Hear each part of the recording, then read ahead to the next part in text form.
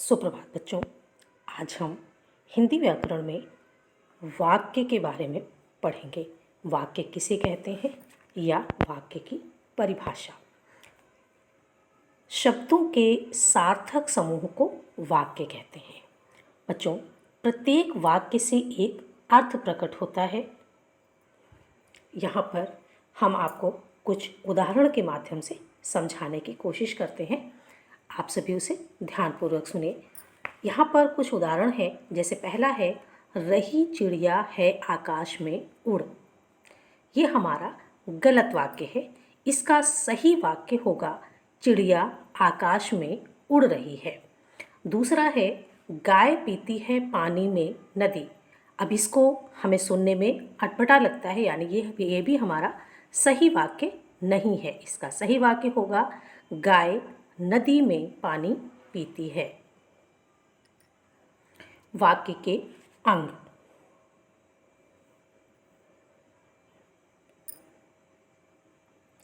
वाक्य के दो अंग होते हैं। पहला है उद्देश्य और दूसरा है विधेय। आइए सबसे पहले हम उद्देश्य के बारे में समझते हैं। उद्देश्य, जिसके बारे में कोई बात कही जाए उसे उद्देश्य कहते हैं। जैसे यहाँ पर दो उदाहरण हैं, कविता गा रही है और तान्या नाच रही है। यहाँ पर कविता और तान्या के बारे में कुछ कहा जा रहा है, इसलिए इन वाक्यों में कविता और तान्या उद्देश्य हैं। इसी तरह किसी वाक्य का उस वाक्य का उद्देश्य होता है। कर्ता ही कार्य करने वाला होता है। विधेय, उद्देश्य के बारे में जो कुछ कहा जाए उसे विधेय कहते हैं।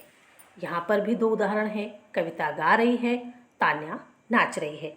अब यहाँ पर समझने वाली ये बात है कि कविता के द्वारा गाना तथा तान्या के द्वारा नाचना यानी कर्ता के द्वारा किए गए कार्य हैं, इसीलिए ये विधेय कहलाते हैं। वाक्य के प्रकार।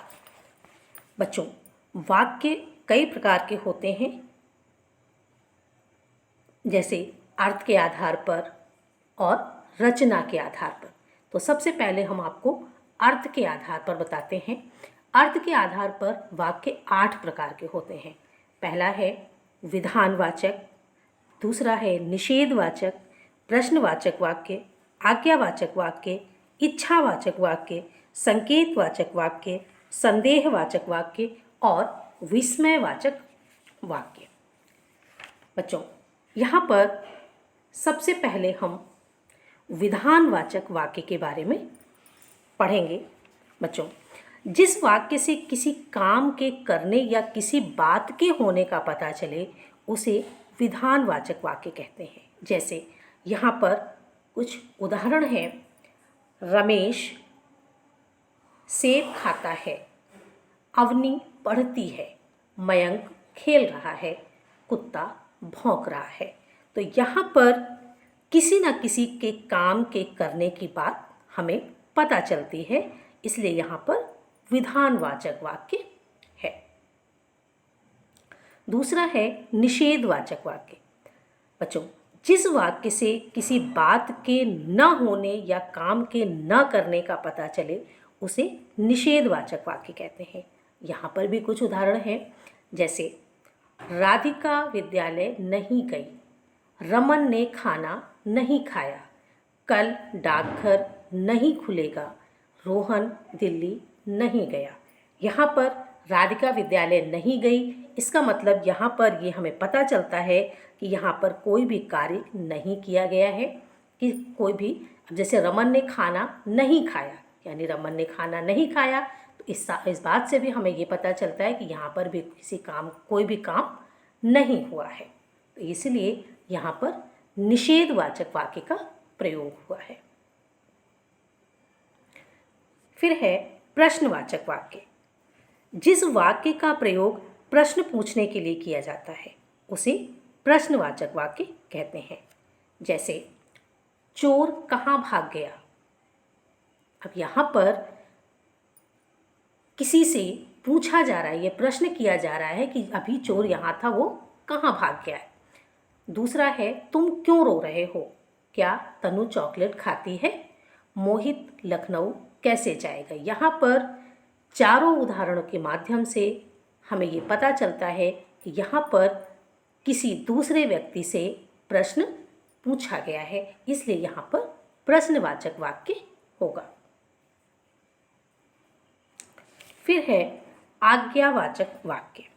बच्चों, जिस वाक्य से किसी काम को करने के लिए कहा जाता है अथवा कोई आदेश दिया जाता है उसे आज्ञावाचक वाक्य कहते हैं। जैसे यहाँ पर कुछ उदाहरण हैं, आप उनके माध्यम से समझिए। मयंक पानी लेकर आओ। यहाँ पर मयंक को आज्ञा दी जा रही है कि आप पानी लेकर आइए। दूसरा है तुम अपना कार्य पूरा करो। यहाँ पर भी आज्ञा दी जा रही है कि आप अपना काम पूरा करिए। इसी तरह दूसरे हैं मामा जी लीची खाइए, रचित तुम बाजार से फल ले आओ। यहाँ पर चारों वाक्यों में आज्ञा दी जा रही है, यानी किसी को काम करने के लिए कहा जा रहा है, तो यहाँ पर आज्ञावाचक वाक्य होगा। इसके बाद है इच्छावाचक वाक्य। जिस वाक्य से कोई इच्छा प्रकट की जाए या आशीर्वाद देने का पता चले उसे इच्छावाचक वाक्य कहते हैं। इन वाक्यों में बुरा भला भी कह सकते हैं। जैसे कुछ उदाहरण हैं, ईश्वर तुम्हारा भला करे, यानी यहाँ पर आशीर्वाद दिया जा रहा है कि ईश्वर तुम्हारा भला करे। यहाँ पर उसकी इच्छा है, यानी वो इच्छा से आशीर्वाद दे रहा है कि ईश्वर तुम्हारा भला करे। फिर है मेरी शुभकामनाएं तुम्हारे साथ हैं। यहाँ पर भी किसी को शुभकामनाएं दी जा रही हैं कि आप मेरी शुभकामनाएं तुम्हारे साथ हैं। फिर दूसरा है सदा सुखी रहो, ईश्वर तुम्हें लंबी आयु दे। यहाँ पर भी चारों वाक्यों में सामने वाले की इच्छा प्रकट होती है, यानी वो अपनी इच्छा से आपको आशीर्वाद दे रहा है, इसलिए यहाँ पर इच्छावाचक वाक्य होगा। अब यहाँ पर कुछ और भी उदाहरण हो सकते हैं कि जैसे हम किसी को ये भी कह सकते हैं कि तुम चुल्लू भर पानी में डूब मरो, यानी हम सामने वाले से घृणा करते हैं या नफरत करते हैं, तो ये हमारी मतलब सामने वाले की इच्छा होती है कि तुम्हारे साथ ऐसा बुरा हो जाए। तो यहाँ पर भला और बुरा दोनों इच्छा पर निर्भर करता है, इसलिए यहाँ पर इच्छावाचक वाक्य का प्रयोग किया गया है। फिर है संकेतवाचक। संकेत का मतलब होता है इशारे करना या इशारे में किसी बात को समझना या समझाना। जिस वाक्य में किसी संकेत अथवा शर्त का पता चले उसे संकेतवाचक वाक्य कहते हैं। इसे भी हम कुछ उदाहरण के माध्यम से समझते हैं। जैसे अगर गाड़ी तेज न चलाते तो दुर्घटना ना होती। यहाँ पर ये समझाया जा रहा है, ये संकेत दिया जा रहा है कि अगर आप गाड़ी तेज न चलाते तो ऐसी दुर्घटना नहीं होती। इसी तरह दूसरा है यदि तेज बारिश आई तो सब कुछ तबाह हो जाएगा। यहाँ पर भी एक संकेत दिया जा रहा है कि यदि बारिश हुई, तेज बारिश हुई तो सब कुछ तबाह हो जाएगा, यानी बर्बाद हो जाएगा। इसी तरह और भी कुछ उदाहरण हैं। जब तुम आओगे तो हम मेला देखने चलेंगे, यानी जब कभी भी तुम आओगे तभी हम मेला देखने चलेंगे। तुम कॉफ़ी पियोगे तो मैं भी पीऊँगा, यानी सामने वाले से कहा जा रहा है कि यदि तुम कॉफ़ी पियोगे तो मैं भी पीऊँगा, नहीं तो मैं भी नहीं पीऊँगा।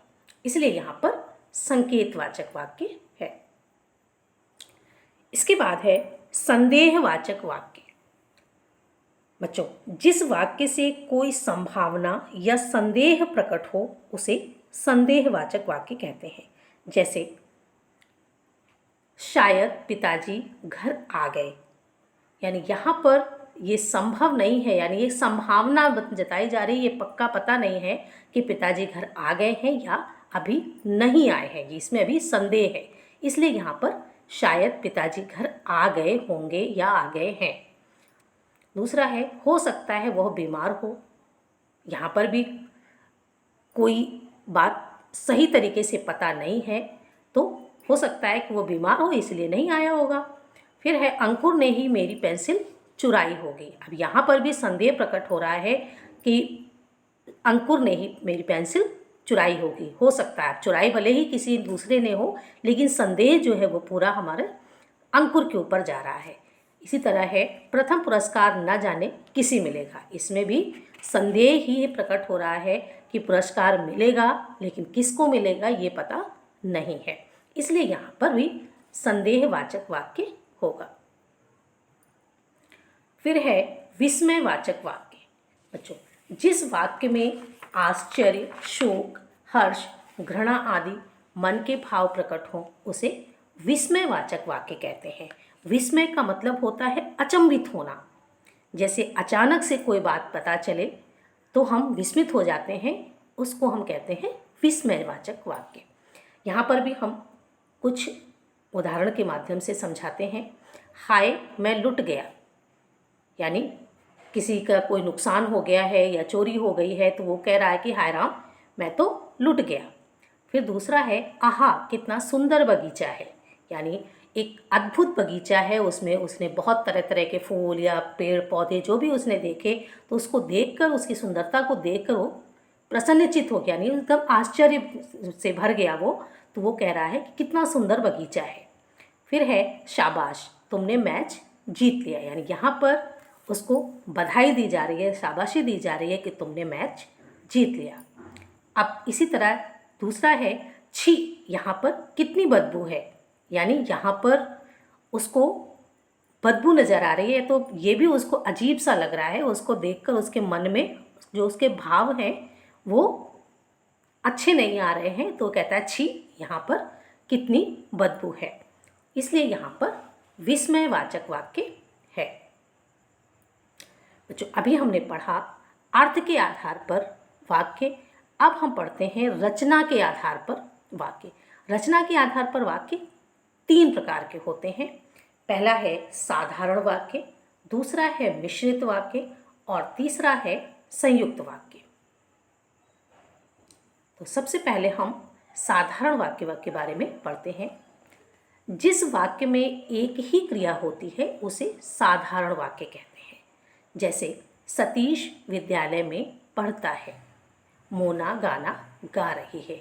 यहाँ पर दोनों वाक्यों में एक ही क्रिया हो रही है, यानी सतीश विद्यालय में पढ़ता है और मोना गाना गा रही है, इसलिए यहाँ पर साधारण वाक्य है। दूसरा है मिश्रित वाक्य। बच्चों, जिस वाक्य में एक से अधिक वाक्य मिले हों किंतु एक प्रधान उपवाक्य तथा शेष आश्रित उपवाक्य हों वह वाक्य मिश्रित वाक्य कहलाता है। जैसे दिनेश ने कहा कि मैं कविता को पुस्तक दूंगा। दूसरा है राधा ने कहा कि मैं सीता के साथ बाजार जाऊंगी। यहाँ पर समझने वाली ये बात है कि दिनेश ने कहा कि मैं कविता को पुस्तक दूंगा और दूसरे वाक्य में राधा ने कहा कि मैं सीता के साथ बाजार जाऊंगी, यानी यहाँ पर एक से अधिक वाक्य मिले हुए हैं, इसलिए यहाँ पर मिश्रित वाक्य है। फिर तीसरा है संयुक्त वाक्य। बच्चों, जिस वाक्य में 2 या 2 से अधिक उपवाक्य मिले हों परंतु प्रधानता सबकी हो उसे संयुक्त वाक्य कहते हैं। जैसे वह प्रयाग गया, संगम में स्नान किया और शाम को बाजार में घूमा, यानी यहाँ पर एक से अधिक उपवाक्यों का प्रयोग किया गया है। जैसे कोई व्यक्ति है, यहाँ पर नाम नहीं दिया गया है, वह प्रयाग गया, गंगा में यानी संगम में स्नान किया और शाम को बाजार भी घूमने गया। यहाँ पर 3 वाक्य मिले हुए हैं। इसी तरह दूसरा है अगर तुमने मेहनत की होती तो ज़रूर सफल होते। यहाँ पर भी 2 वाक्यों का प्रयोग किया गया है कि यदि तुमने मेहनत की होती तो आज तुम ज़रूर सफल होते। तो बच्चों, आज हमने इस पाठ में वाक्य के बारे में पढ़ा। आप सभी इसे ध्यानपूर्वक पढ़ेंगे, सुनेंगे, समझेंगे और याद करेंगे। धन्यवाद।